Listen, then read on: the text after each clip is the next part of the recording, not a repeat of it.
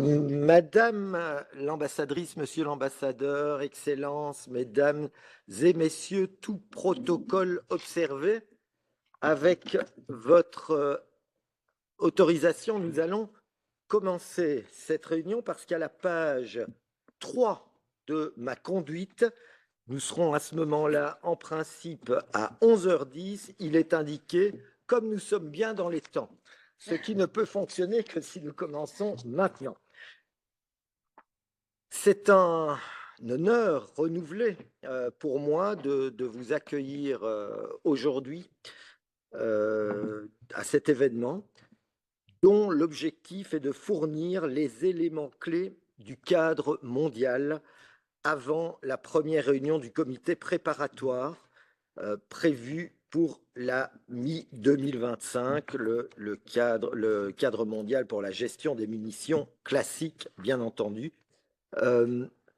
Donc, comité préparatoire qui est prévu à la mi-2025 et puis la première réunion des États qui est, elle, prévue en 2026. L'événement est organisé conjointement par l'UNIDIR, par le gouvernement français et par l'Organisation internationale de la francophonie. Il se déroule en format hybride et nous remercions les participants qui nous rejoignent en ligne de près comme de loin.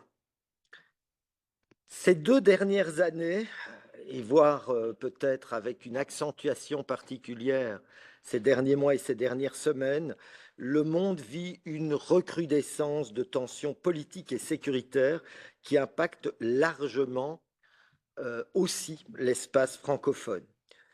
On pourrait citer les conflits sur le continent africain, le Sahel, mais aussi l'Afrique centrale, la République démocratique du Congo notamment, Haïti, bien d'autres. Et dans ce contexte, il est évident que l'usage et souvent le mésusage des munitions cause des dommages conséquents. C'est la raison pour laquelle, d'ailleurs, à l'occasion du sommet des chefs d'État et de gouvernement de la francophonie, qui s'est tenu il y a un peu plus d'un mois à Villers-Cotterêts et à Paris, et qui a été l'occasion de ce cycle de conférences, a été adoptée une résolution sur les situations de crise, de sortie de crise et de consolidation de la paix dans l'espace francophone. La protection des civils et le respect du droit international et du droit humanitaire sont au cœur de ce texte.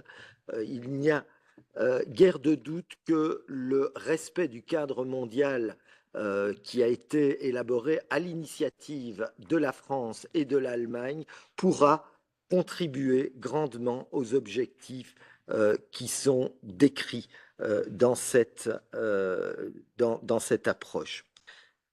L'OIF répond aussi, bien entendu, par des actions sur le terrain et dans la proximité, avec un objectif de s'inscrire pleinement dans les programmes, et notamment le programme de formation qui a été initié par la France avec l'expertise technique de l'UNIDIR et auquel nous sommes heureux de contribuer. Ce type de rendez-vous permet de débattre et d'échanger de façon inclusive sur des sujets cruciaux et d'actualité. Il va permettre aussi de préparer les prochaines échéances intergouvernementales.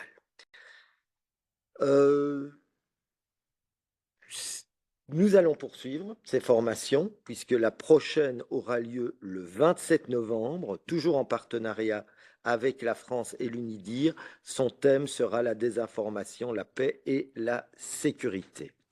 Avant de passer la parole à nos intervenants, je dois préciser que cet événement est enregistré, mais ça ne sera pas le cas de la séance de questions-réponses. Donc l'enregistrement s'arrêtera après les interventions du panel. J'aimerais maintenant donner la parole à son Excellence, Monsieur Thomas Goebel, ambassadeur, représentant permanent de la République fédérale d'Allemagne auprès de la conférence du désarmement à Genève, pour ses remarques introductives. Comme j'ai eu l'occasion de l'évoquer, l'Allemagne a joué un rôle instrumental dans la préparation de ce cadre. Monsieur Goebbels est lui-même un expert éminent et de longue date des questions liées au désarmement. Il est donc un orateur de choix ce matin. Monsieur l'ambassadeur, vous avez la parole. Merci, monsieur l'ambassadeur Monceau.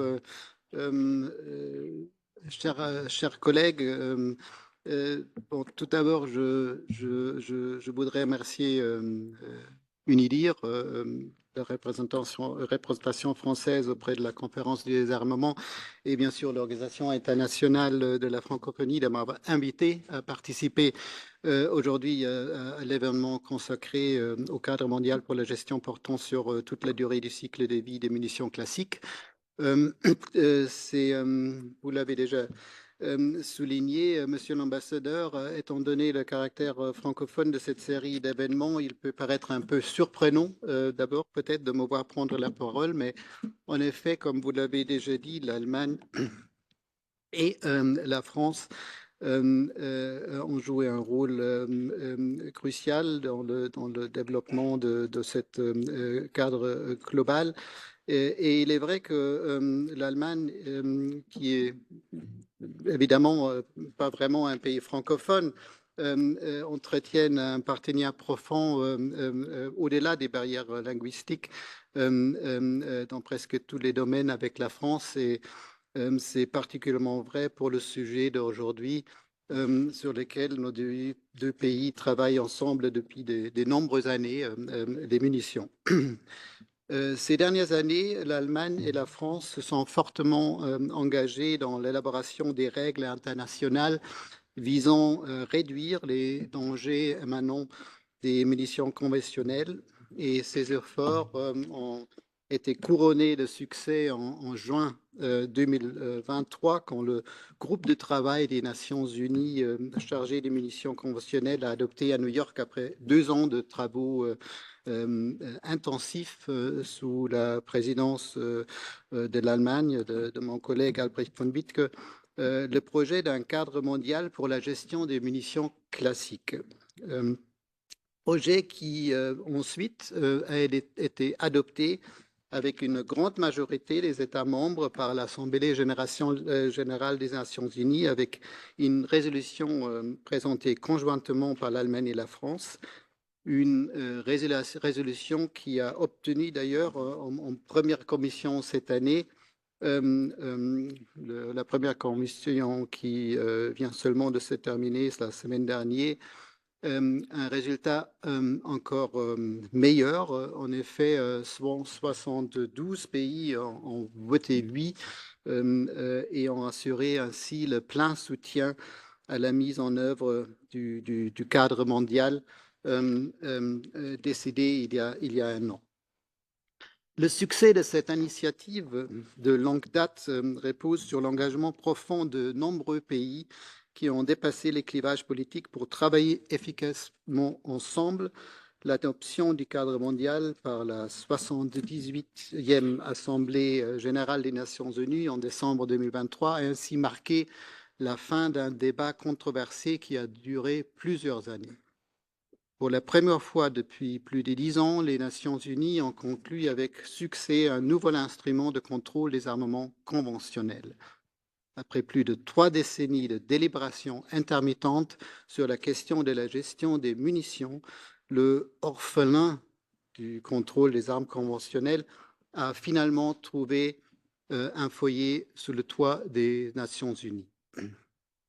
Il s'agit d'une formidable avancée dans nos efforts collectifs visant à réduire les risques et les coûts humains du trafic illicite et du détournement des munitions conventionnelles, ainsi qu'à prévenir et atténuer les explosions non planifiées sur les sites des munitions. Les munitions illégales alimentent les conflits, le terrorisme, le crime organisé et l'extrémisme. Et chaque année, les explosions dans des dépôts de munitions font de nombreuses victimes.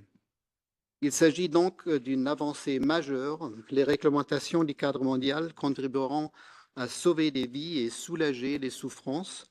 Toujours dans le contexte de la guerre d'agression de la Russie contre l'Ukraine, ce cadre constitue l'une des rares lueurs d'espoir d'une architecture internationale de contrôle des armements et qui est fortement sous pression ces dernières années. Le cadre mondial comprend 15 objectifs visant à réduire les risques et couvre les différentes étapes du cycle de vie des munitions, depuis la production et le transfert jusqu'à l'utilisation et la destruction.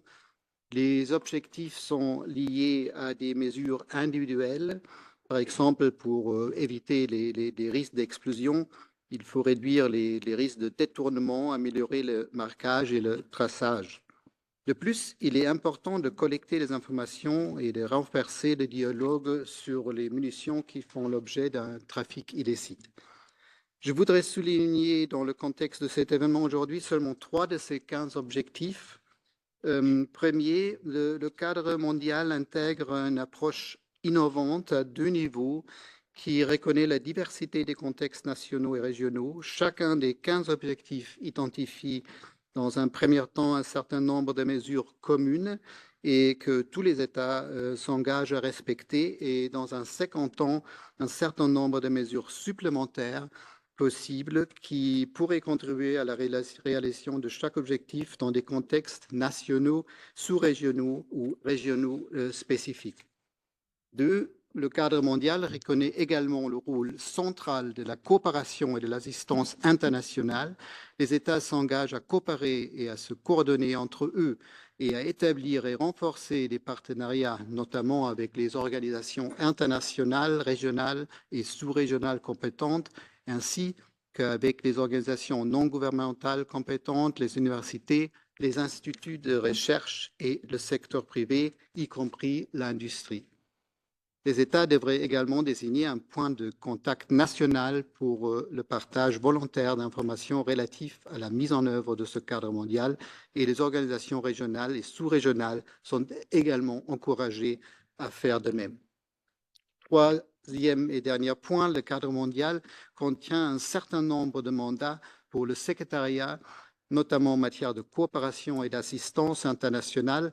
Cela comprend la création d'un mécanisme d'assistance mondiale, le maintien d'une liste d'experts en gestion de munitions, la poursuite du développement des directives techniques internationales sur les munitions, la collecte d'informations sur les initiatives sous-régionales, régionales et mondiales, et la mise en place d'un programme permanent de bourses de formation pour la gestion des munitions conventionnelles.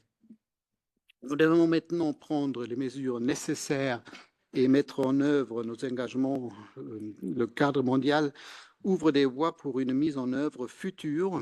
Je comprends que sur ce point, Madame l'ambassadrice Camille Petit va vous donner des plus amples informations plus tard.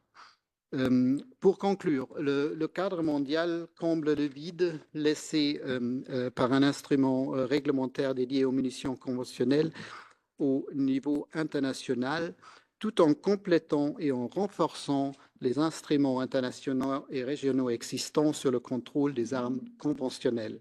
La mise en œuvre du cadre mondial contribuera de manière essentielle à la lutte contre le détournement des munitions conventionnelles qui continue d'attiser et d'alimenter la violence armée, les conflits et l'instabilité dans le monde. Elle favorisera les efforts visant à prévenir les explosions accidentelles sur les sites de munitions, celles-ci qui causent des dommages et des destructions dévastateurs aux communautés, aux vies et à l'environnement.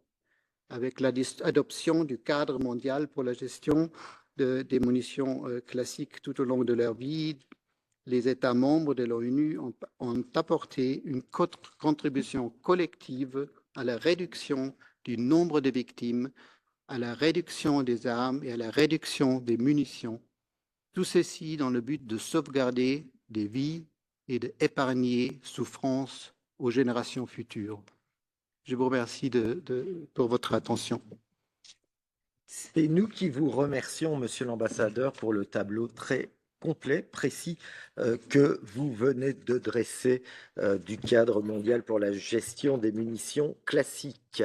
Je vais maintenant passer la parole à nos panélistes qui sont représentatifs d'aspects qui se complètent autour de cette question. Monsieur Théo Bajon est chercheur associé au sein de l'UNIDIR, où il gère en particulier le programme sur les armes et les munitions conventionnelles. Madame Anne-Séverine Fabre est chercheuse auprès du Small Arms Service, qui est, vous le savez, un acteur essentiel dans ce domaine.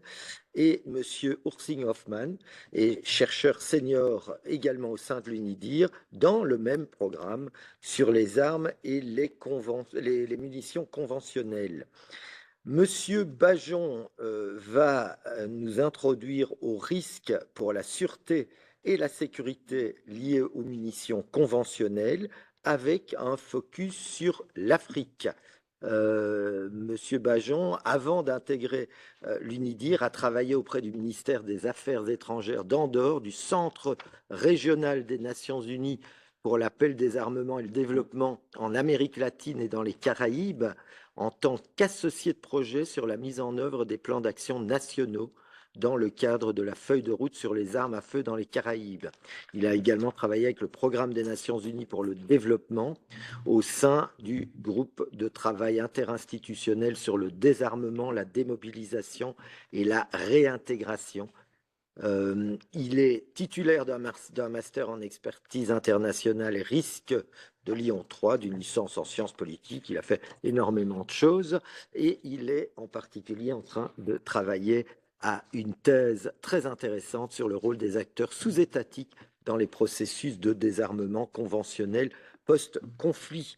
Monsieur Bajon, vous avez la parole. Merci beaucoup, monsieur l'ambassadeur.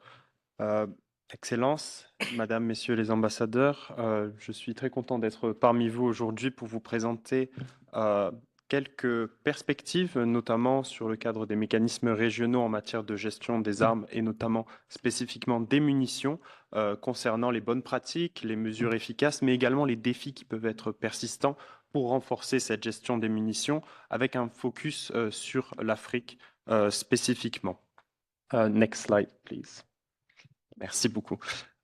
L'aperçu de ma présentation, très rapidement, je vais tout d'abord vous parler de risques et notamment de la dualité des risques qui peuvent être posés par une gestion inefficace des munitions classiques.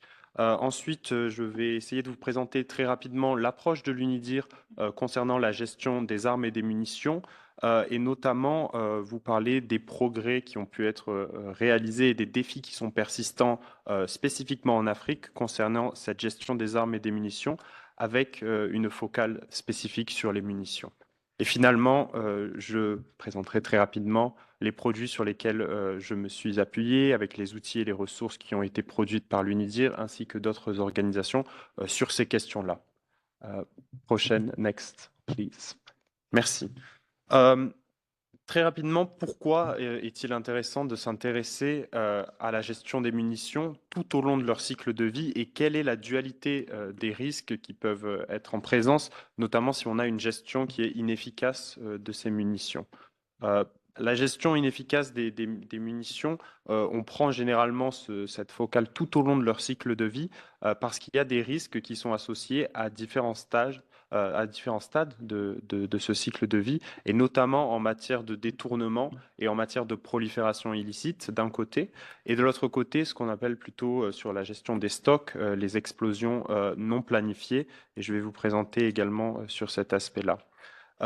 Ces différents aspects, prendre en compte ces aspects, ça permet notamment de mieux prévenir la violence armée et notamment la violence qui peut être basée sur le genre, la criminalité, ainsi que les conflits et l'instabilité. Next. Next slide, please. Sur ce qui concerne les explosions non planifiées, qui est tout l'aspect sûreté notamment, puisqu'on a cette distinction bien claire entre les risques liés à la sécurité, là où on parle plus de détournement et d'aspect sécuritaire, et sur la sûreté, notamment en matière de gestion des stocks. Ici, vous avez un graphique ainsi qu'une carte qui ont été réalisées par le Small Arms Survey. et qui estime entre 1976 et 2021 que chaque année, et pendant ces périodes qui ont été observées, il y avait en moyenne 718 décès ou blessures qui étaient liés justement à ces explosions non planifiées qui concernent des stocks qui, par exemple, ont été mal ou à mauvais escient entretenus et donc qui ont résulté en des explosions qui n'étaient pas attendues, effectivement, liées à la dégradation notamment de ces stocks de munitions. Next. Ici, vous avez un aspect un peu plus sécuritaire. C'est un graphique qui est extrait d'une de nos publications, notamment sur comment prévenir les détournements d'armes et de munitions.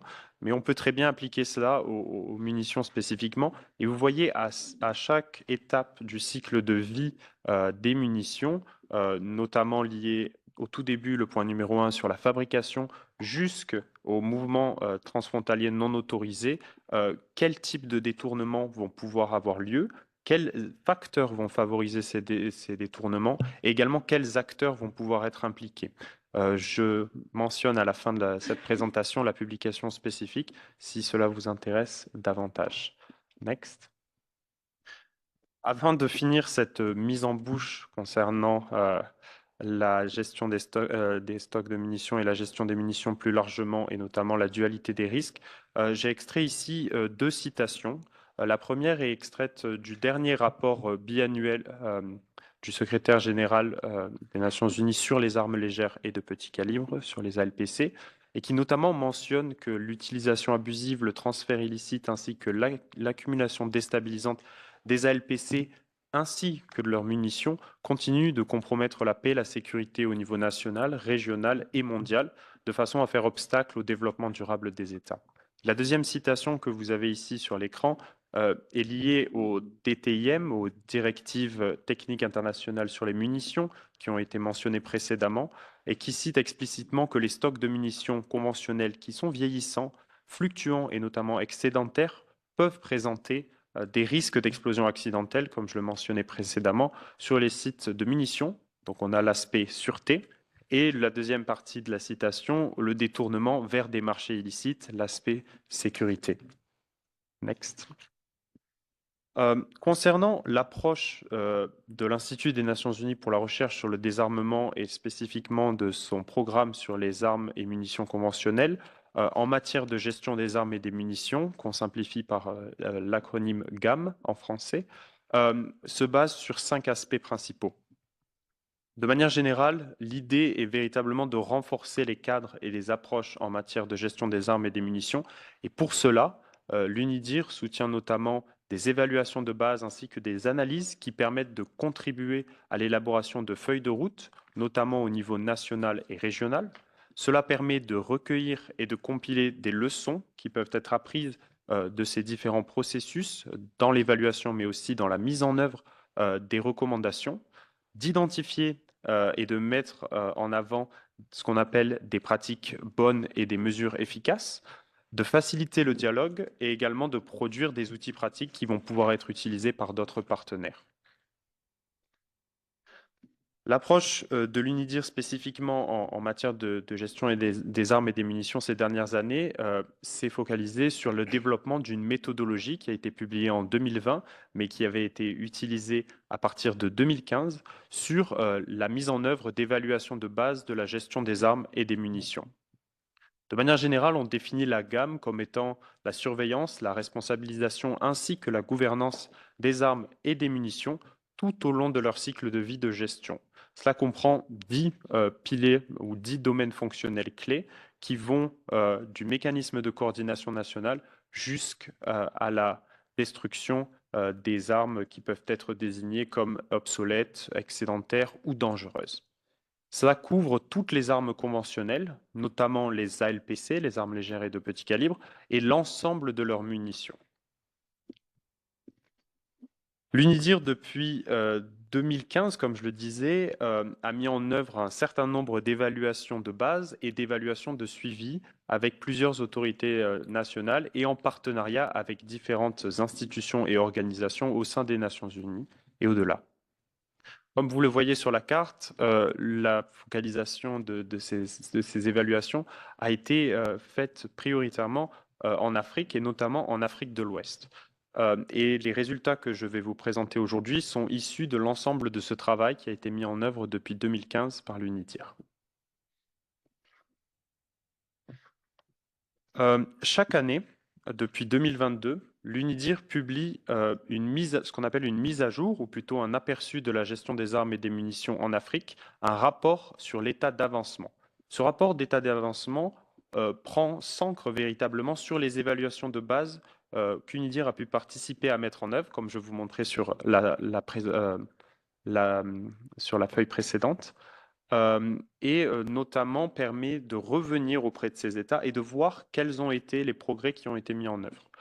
Pour le dire très rapidement, chaque évaluation de base permet d'obtenir une feuille de route à la suite et à la fin de ce processus qui donne des recommandations ou plutôt des options qui peuvent être mises en œuvre pour pouvoir améliorer la gestion des armes et des munitions à l'échelle nationale. Ces mises à jour annuelles qui sont publiées sont un processus méthodologique qui permet de revenir vers ces États et de voir quelles options ou quelles recommandations ont pu être mises en œuvre, lesquelles n'ont pas encore été mises en œuvre et qu'est-ce qui peut éventuellement coincer, quels sont les défis qui sont persistants. Sur la dernière publication que nous avons faite en 2024 et que nous avons lancée lors de la conférence de révision du programme d'action des Nations Unies en juin dernier, nous avons notamment mis en avant certains exemples de progrès réalisés spécifiquement dans la gestion des munitions classiques. Je vous invite à lire cette publication, mais de manière très succincte. En termes de destruction des munitions, un pays a notamment mis en avant un succès en termes de destruction des munitions obsolètes et de mise en œuvre d'une installation dédiée pour procéder à ces éliminations. Également, en termes d'audit des infrastructures, un autre État a mis en œuvre un système qui a permis d'évaluer et d'identifier lesquelles des infrastructures de stockage des munitions étaient les plus en besoin pour procéder à des éventuelles destructions de munitions. Et finalement, en termes de renforcement des contrôles aux frontières et d'interception du trafic illicite de munitions, on a un État notamment qui a mis en avant un progrès très intéressant et je vous invite à lire ceci. Toujours issu de la même publication, vous retrouverez une figure, un diagramme qui permet de mettre en avant quels sont les défis persistants qui ont été mentionnés par divers États dont on a fait le suivi. Et vous voyez donc qu'il y a des fluctuations chaque année et ça permet également de voir et de comparer quelles sont les évolutions année par année, puisque nous avons fait ça depuis 2022, donc nous avons déjà 3 années de référence, si je puis dire. Ensuite, next. Donc ça va défiler petit à petit. Mais lors de cette dernière publication, nous avons également identifié plusieurs facteurs clés qui ont permis à plusieurs États de progresser l'année précédente, puisque chaque année où nous publions, par exemple en 2024, on fait un retour sur l'année précédente, donc 2023. Et comme vous voyez sur cette présentation, plusieurs facteurs clés ont permis à ces États de progresser, notamment en termes de priorités politiques et d'engagement des dirigeants nationaux, la mise en place d'un mécanisme de coordination qui soit suffisamment efficace, la mise à jour du plan d'action ou de la stratégie nationale en matière de gestion des armes et des munitions. Le cadre juridique est également très important, notamment pour l'aspect lié au traitement des armes et des munitions illicites, la coopération régionale, les engagements communautaires et notamment l'engagement et l'adhésion des communautés au programme de désarmement, le financement et les ressources évidemment, le suivi et l'évaluation, mais également de manière de plus en plus préoccupante, le renforcement des contrôles frontaliers et finalement une approche intégrée notamment de la dimension de genre et des droits de l'homme qui sont très importants et qui restent liés à la gestion des armes et des munitions. Next. Pour finir, j'aimerais rebondir sur ce qui a été dit en introduction et notamment concernant le cadre mondial pour la gestion des munitions classiques tout au long de leur cycle de vie qui présente ces 15 objectifs qui ont été présentés et qui ont été aussi mentionnés visant à renforcer la sécurité, comme je l'ai mentionné, la sûreté ainsi que la durabilité des munitions tout au long de leur cycle de vie de la production jusqu'au traitement final. Ici, et en lien avec ma présentation, l'objectif numéro 2 met véritablement l'accent sur le renforcement des capacités nationales grâce à des programmes de coopération et d'assistance qui sont axés sur les besoins des États. Les évaluations de base nationales de la gestion des armes et des munitions, en utilisant notamment la méthodologie de référence qui a été développée par l'UNDIR, contribuent à cet effort et permettent d'identifier des besoins d'assistance qui soient ciblés et qui soient adaptés au contexte spécifique.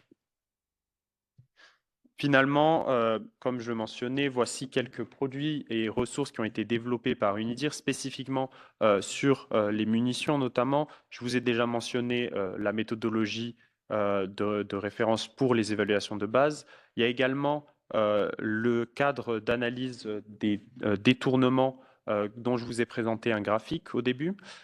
Nous avons également publié une étude sur la faisabilité technique du marquage des munitions de petit calibre, qui est notamment mise en avant par le cadre mondial, et finalement un manuel pour profiler les munitions, notamment dans le cadre de la violence armée, qui peuvent être très utiles pour les forces de sécurité notamment. Je vous ai mentionné donc les différents États qui ont pu mettre en œuvre des évaluations de base. Pour chaque État, nous avons ce qu'on appelle un aperçu pays et qui permet de voir les détails et notamment les options qui ont été identifiées. Et finalement, concernant la mise à jour de la gestion des armes et des munitions, je l'ai déjà mentionné, mais chaque année depuis 2022, nous avons une publication qui est traduite, qui est publiée en anglais et en français et qui sont accessibles également sur notre site.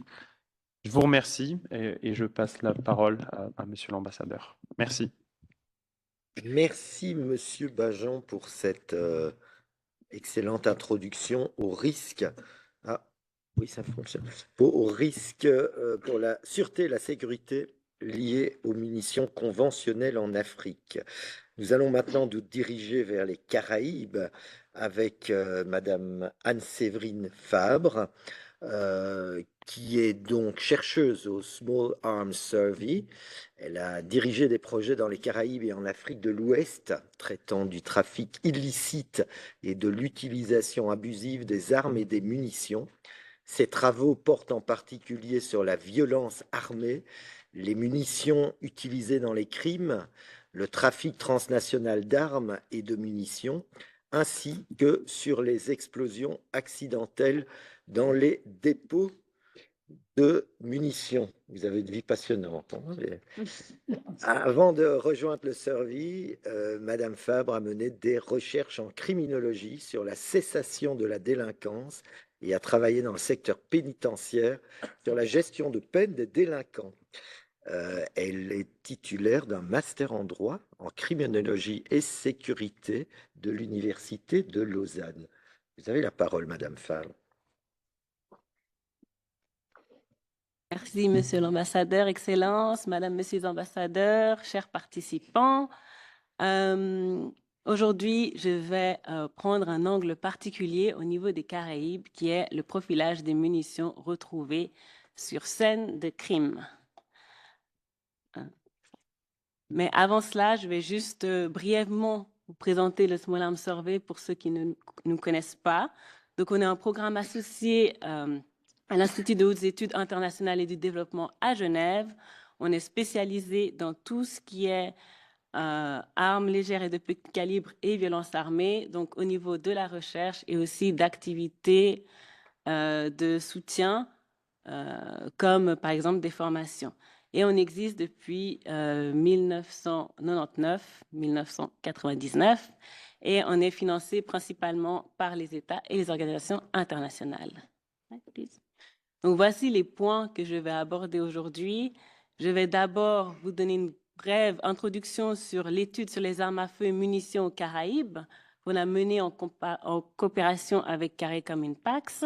Ensuite, je vais vous parler du profilage des munitions recueillies sur les scènes de crime, les variations qu'on a notées au niveau des sous-régions, les pays de production et les munitions récemment produites.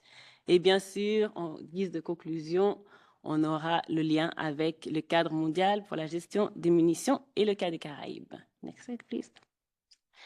Donc, en 2023, l'année passée, le Small Arms Survey et CARICOM INPAX, qui est l'agence d'implémentation pour tout ce qui est crime et sécurité de la communauté des Caraïbes.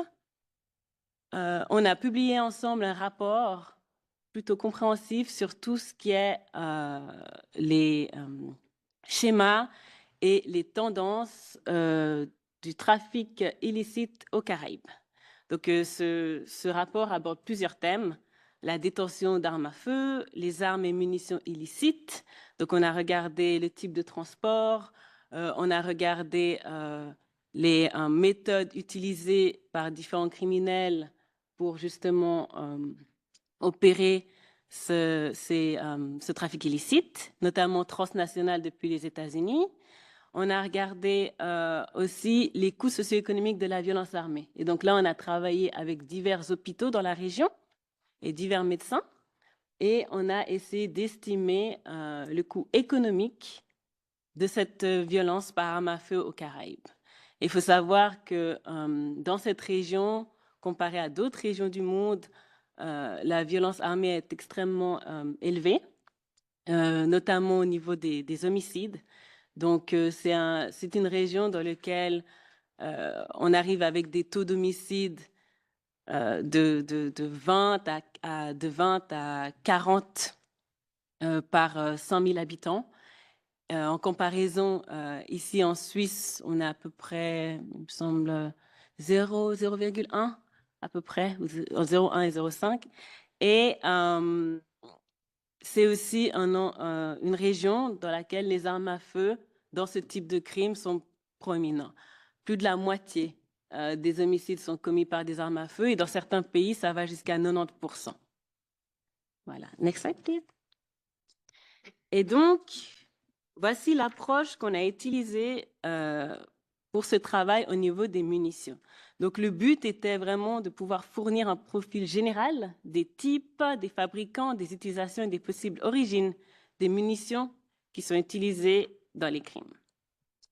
Petite précision, les crimes qu'on a spécifiquement regardés sont les homicides, les tentatives d'homicide et tout ce qui est agression ou lésion corporelle.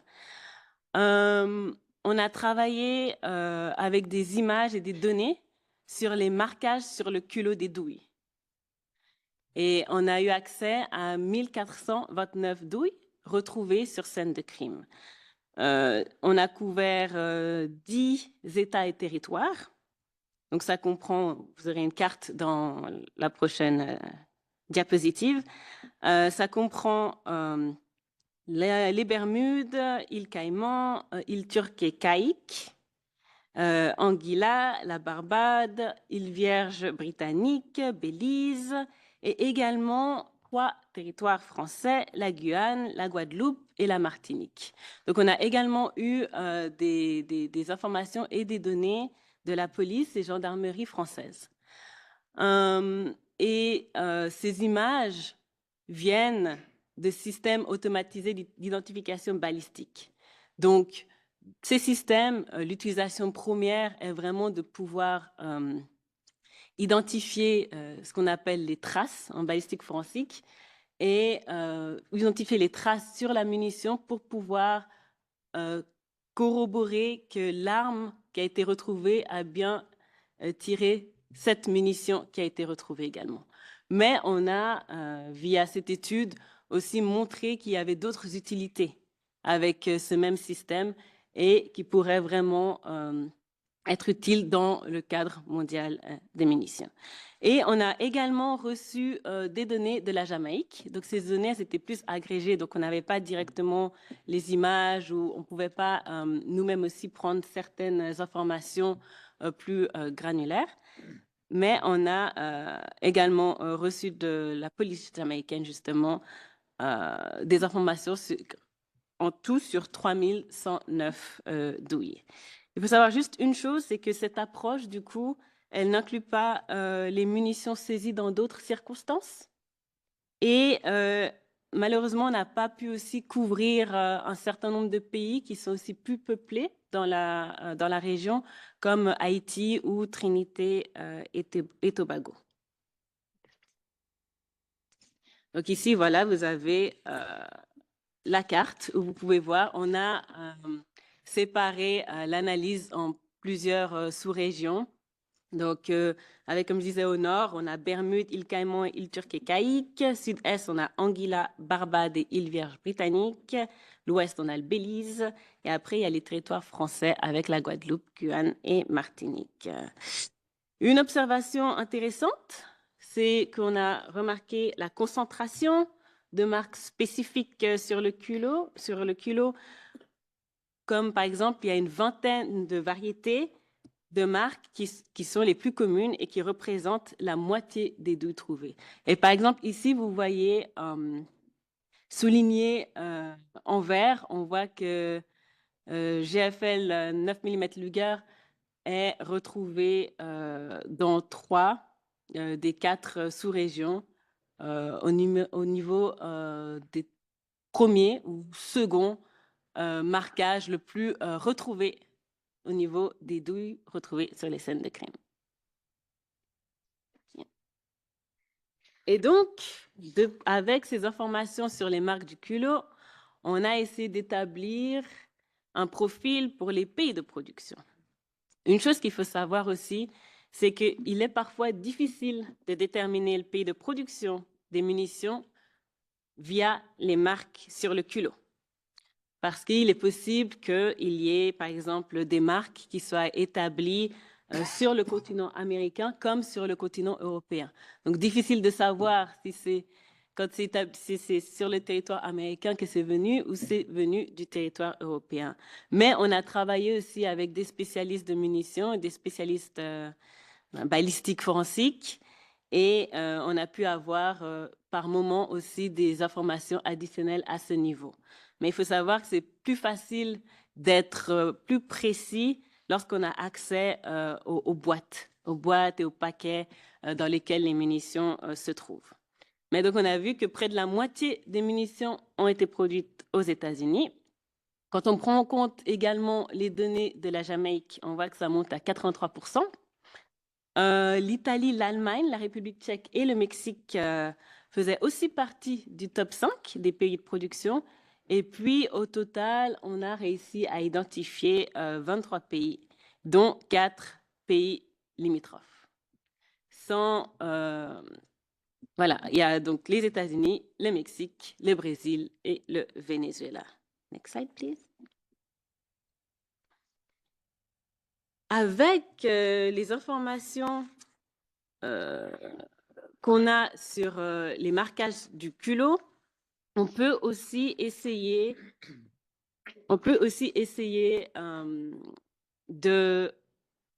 d'avoir l'information de l'année de production. Sauf que l'année de production c'est encore rare que l'année de production se trouve dans les marquages du culot. C'est le cas aux Caraïbes, comme c'est le cas aussi en Europe. Parce qu'on a mené aussi une étude par le passé en Europe où de même, c'était une minorité de douilles qui étaient marquées avec l'année de production. Mais lorsqu'on a cette information, on arrive à avoir ce qu'on appelle en anglais le time to crime, ce qui est le temps moyen entre la production et l'utilisation de la munition pour commettre un crime. Et ce temps, en fait, et la connaissance de ce temps est très important pour pouvoir aussi identifier à quel moment temporel les munitions sont détournées. Et donc, aux Caraïbes, ce temps est de 8,5 ans, qui est extrêmement court. Dans une étude similaire dans 4 pays européens, ce temps était d'un peu plus de 30 ans. Donc, on voit ici l'utilisation de munitions produites très récemment. 77% des cartouches marquées ont été produites entre 2010 et 2020. Donc, 77% des cartouches dont on avait un marquage d'année de production, bien sûr. Et donc, pour rappel, on a affaire à des crimes commis entre 2016 et 2021. Donc là, on voit vraiment ce temps très court entre la production et l'utilisation abusive. Et maintenant, pour en venir justement à comment ces informations sont utiles au niveau du cadre mondial, eh bien, on voit le besoin et surtout l'utilité de systématiquement marquer les munitions avec l'année de production et aussi les numéros de lot. Donc, avoir le marquage des numéros de lot permet d'être encore plus précis et de pouvoir vraiment mieux analyser et identifier les pays de production des cartouches, mais aussi les pays où elles ont été détournées, si on avait le numéro de lot, parce qu'on arrive beaucoup mieux à tracer justement ces munitions. Et donc, ça, c'est en lien avec l'objectif 11 du cadre, parce que comme l'ambassadeur Goebel a mentionné, il y a 15 objectifs. Et donc, l'objectif 11, c'est celui qui encourage d'améliorer le marquage et le traçage. Ensuite, on voit aussi l'accent sur le besoin d'échange systématique d'informations entre pays et institutions.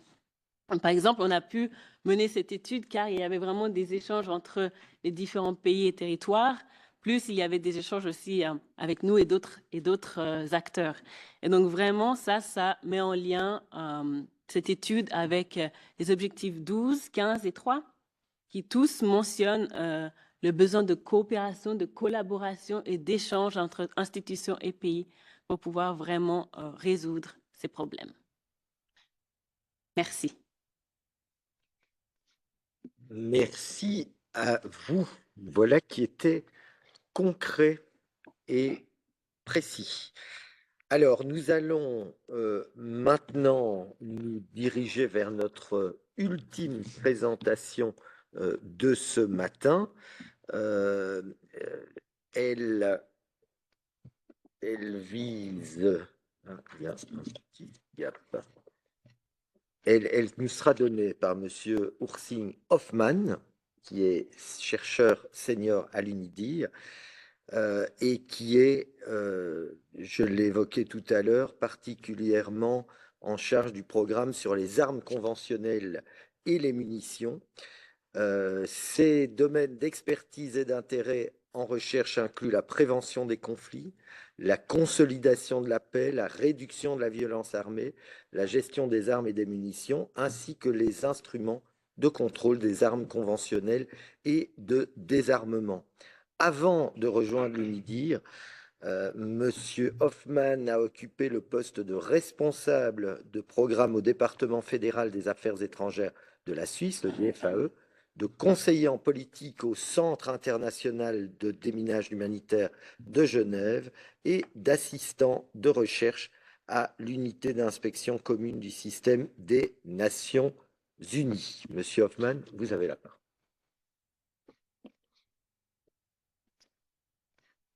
Je vous remercie, Monsieur l'ambassadeur, pour me passer la parole. Excellences, Mesdames, Messieurs, c'est un plaisir d'être parmi vous ce matin. Après les deux interventions précédentes, je tâcherai d'apporter une perspective additionnelle sur le sujet, à savoir la relation entre le cadre mondial et puis les mécanismes régionaux et sous-régionaux de gestion des munitions classiques. Pour ce faire, j'apporterai d'abord quelques éléments d'arrière-plan quant au cadre mondial et ses considérations régionales. Ensuite, je jetterai un coup d'œil sur l'objectif 3 du cadre mondial et sur sa relation avec d'autres objectifs. J'aborderai par la suite quelques cadres juridiques et politiques clés au niveau régional et sous-régional. Et je terminerai par quelques mots sur la coopération et l'assistance internationale et régionale. Next slide. L'ambassadeur Goebel a déjà aimablement fourni le contexte du processus multilatéral qui a abouti à l'adoption du cadre mondial en 2023. Donc, je ne le répéterai pas. Permettez-moi pourtant d'ajouter que c'était déjà le groupe d'experts gouvernementaux, le GG, entre 2020 et 2021, qui avait examiné de près les cadres existants de gestion sûre et sécurisée des munitions, y compris les mécanismes régionaux et sous-régionaux. Cette cartographie reste disponible comme document de travail du GG pour ceux qui s'y intéressent. L'essentiel est reflété dans le rapport final du groupe d'experts. Les discussions au sein du GG ont notamment constaté qu'il existait bel et bien des cadres régionaux et sous-régionaux qui traitaient d'aspects spécifiques de la gestion des munitions. Le groupe a pourtant également conclu, premièrement, que ces cadres régionaux et sous-régionaux ne couvraient pas l'ensemble du cycle de vie des munitions classiques, mais seulement certains aspects à des variances selon les différents cadres. Deuxièmement, qu'il y avait des différences quant à la portée matérielle des mécanismes régionaux et sous-régionaux, à savoir par exemple que certains cadres ne portaient que sur les munitions d'armes légères et de petit calibre. Troisièmement, que ces cadres régionaux et sous-régionaux n'étaient évidemment pas universels. Et enfin, que leur mise en œuvre restait inégale. En l'absence d'un cadre dédié et complet au niveau mondial, il est alors considéré difficile de mobiliser une action politique pour relever l'ensemble des défis posés par les munitions classiques et de parvenir à une gestion des munitions sûres, sécurisée et durable. Or, le GG avait précisément souligné la nécessité d'aborder de manière complète, de manière globale, les risques de sûreté et de sécurité liés aux munitions classiques à chaque étape du cycle de vie. Par conséquent, donc, il avait recommandé l'élaboration d'engagements politiques universellement acceptés. Prochain slide. Comme il a été mentionné, le cadre mondial a consolidé la gestion des munitions en tant que sujet singulier méritant une attention particulière.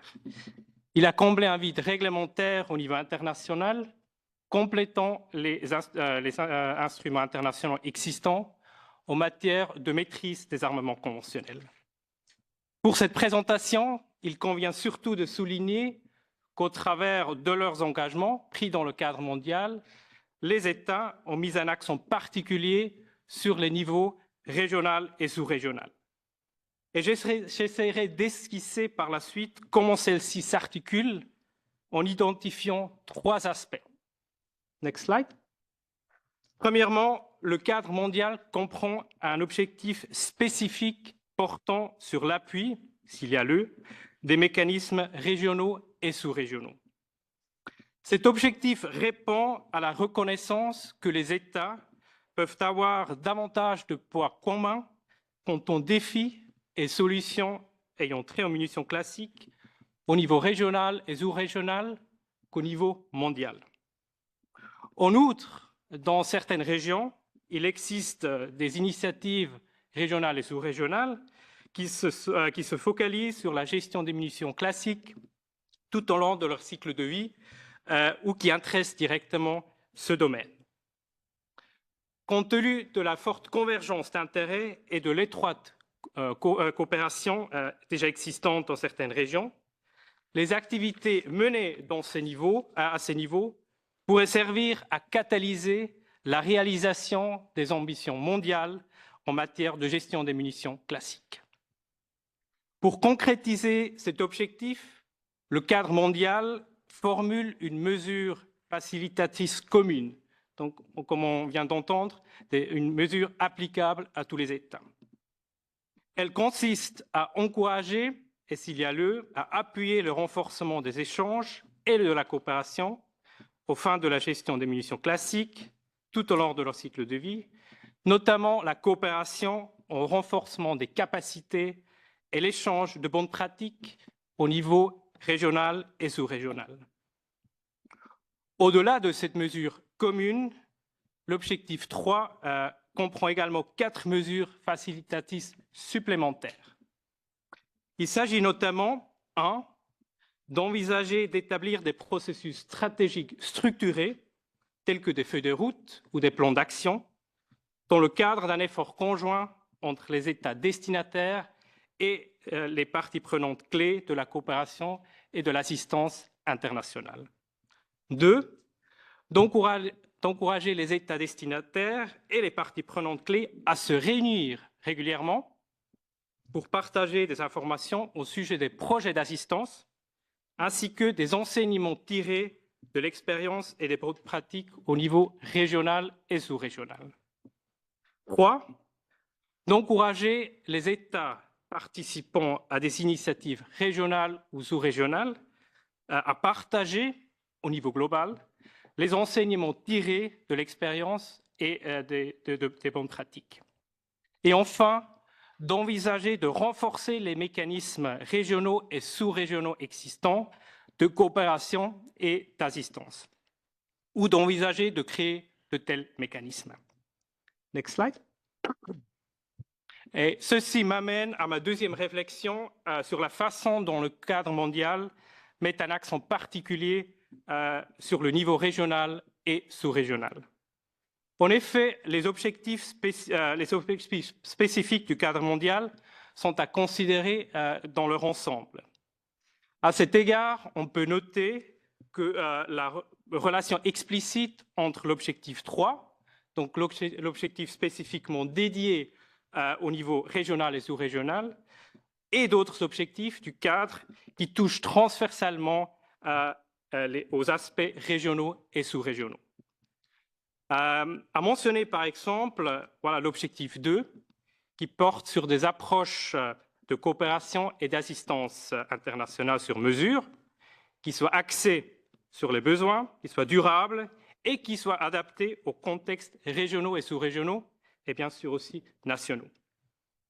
L'objectif 8 portant sur la promotion de la transparence de la chaîne d'approvisionnement et là notamment l'échange d'informations interagences au niveau national pour permettre aux autorités chargées des autorisations de transfert de munitions d'accéder aux informations sur les cas de détournement partagés au niveau régional, sous-régional et bien sûr aussi international.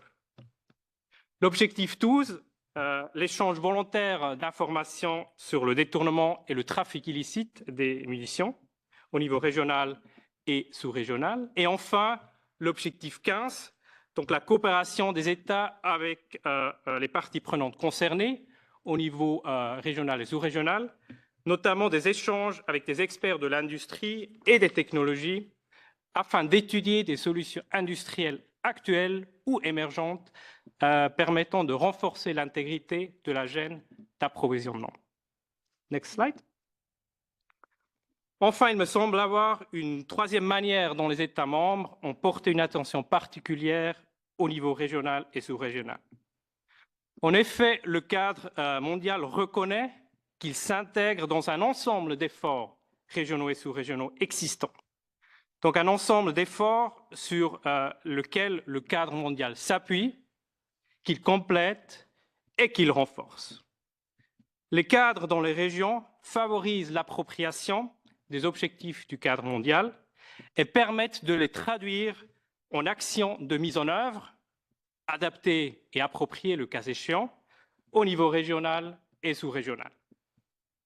Le slide que vous voyez résume quelques-uns des instruments de maîtrise des armements juridiquement contraignants, pertinents à ce sujet, dans les régions.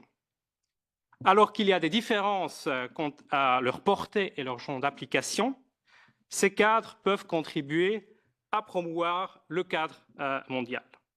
Sans aller dans les détails, à mentionner à titre d'exemple la convention de la CEDEAO sur les armes légères et de petit calibre, les munitions et le matériel et autres matériels connexes, ou la Convention interaméricaine contre la fabrication et le trafic illicite d'armes à feu, de munitions, d'explosifs et de matériel connexe.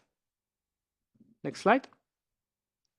De manière similaire, il convient de noter quelques cadres ou processus politiques au niveau régional et sous-régional qui pourraient servir eux aussi à promouvoir l'appropriation et la mise en œuvre du cadre mondial dans les régions.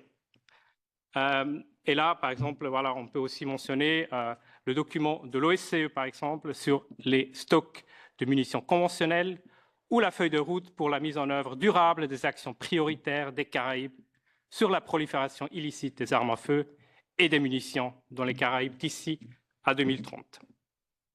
À ce stade, je souhaiterais peut-être attirer votre attention aux efforts importants du Bureau des affaires de désarmement de l'ONU d'organiser dans plusieurs régions cette année des réunions informelles consultatives sur la mise en œuvre du cadre mondial. Et je souhaite encourager les participants des États membres présents ce matin dans cette salle à continuer à maintenir la communication avec vos capitales sur les résultats de ces réunions. Ces résultats seront importants pour informer les discussions autour du cadre mondial qui suivront à Genève, à New York et ailleurs, mais aussi importants pour la coopération internationale et l'échange d'informations et de bonnes pratiques quant à la mise en œuvre du cadre mondial. Next slide. Comme ça a été déjà évoqué par l'ambassadeur Goebel, la coopération et l'assistance internationale sont effectivement un élément important et transversal du cadre mondial. Là également, le niveau régional et sous-régional entrent en lice. Quelques illustrations. Les États membres se sont engagés d'établir et de renforcer la coopération et le partenariat avec, entre autres, les organisations régionales et sous-régionales.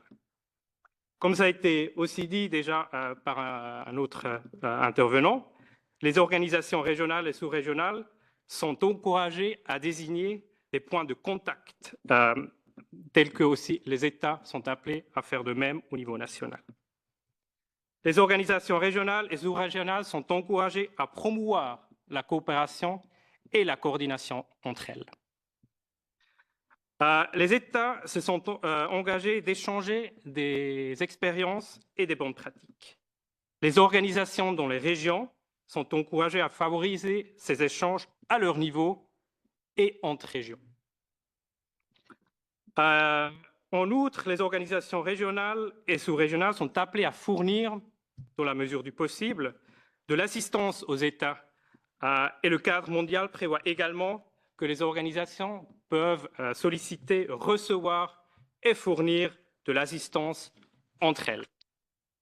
Et un dernier exemple, voilà, les organisations dans les régions sont invitées à établir, le cas échéant, et à maintenir des listes d'experts régionales et sous-régionales. Next slide. En conclusion, le cadre mondial a consolidé la gestion sur sécurité durable en tant que sujet singulier. Il comble un vide réglementaire au niveau international. Le cadre mondial met un accent particulier sur les niveaux régional et sous-régional. Il s'appuie, complète et renforce les efforts dans les régions et sous-régions, notamment également en matière de coopération et d'assistance. À cet égard, il est essentiel d'atteindre du progrès dans la mise en œuvre de l'objectif 3, donc l'objectif spécifique lié au soutien aux mécanismes régionaux et sous-régionaux. Et enfin, le cadre mondial souligne l'importance du dialogue, de l'échange de bonnes pratiques, intra-régional, interrégional, mais aussi du régional au global, ainsi que de la coopération de l'assistance internationale et régionale pour sa mise en œuvre au niveau régional et sous-régional. Je conclus avec le préavis que l'UNIDIR, UNODA, Conflict Armed Research et l'équipe consultative technique sur les munitions du Centre international de déminage humanitaire préparent actuellement un guide portant sur la mise en œuvre du cadre mondial. Nous espérons que ce guide, une fois publié dans les prochains mois, vous sera une ressource utile. Je vous remercie pour votre attention. Mille merci, Monsieur Hoffmann. Nous avons maintenant bouclé la boucle, en quelque sorte, puisque nous sommes partis d'une présentation du cadre commun. Nous avons pu nous pencher sur la situation en Afrique, d'une part, dans les Caraïbes, d'autre part, sous des angles méthodologiques différents et complémentaires. Et puis, nous venons d'avoir cette présentation qui renouait avec le cadre commun, mais en intégrant la question des mécanismes régionaux et sous-régionaux.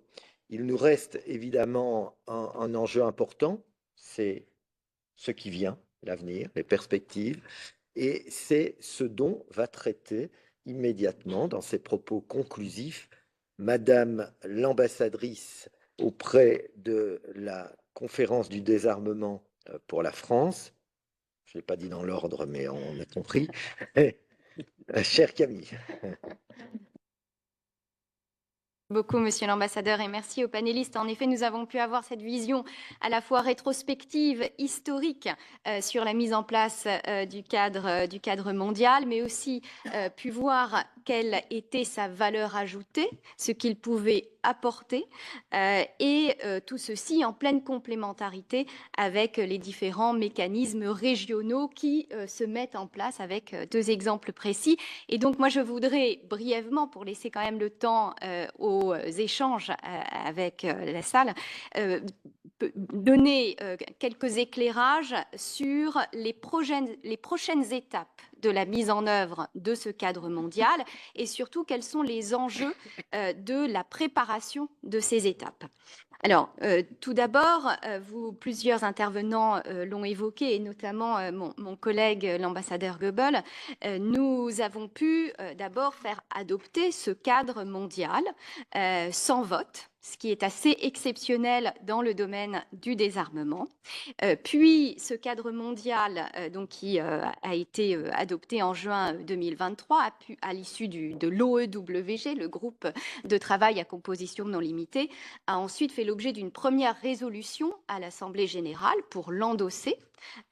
Puis, donc ça en 2023, puis en 2024, nous venons en première commission de faire adopter une résolution qui précise quelles sont les dates de la prochaine réunion, donc du 23 au 27 juin 2025, qui est une réunion préparatoire avant l'organisation de la réunion des États parties en 2027.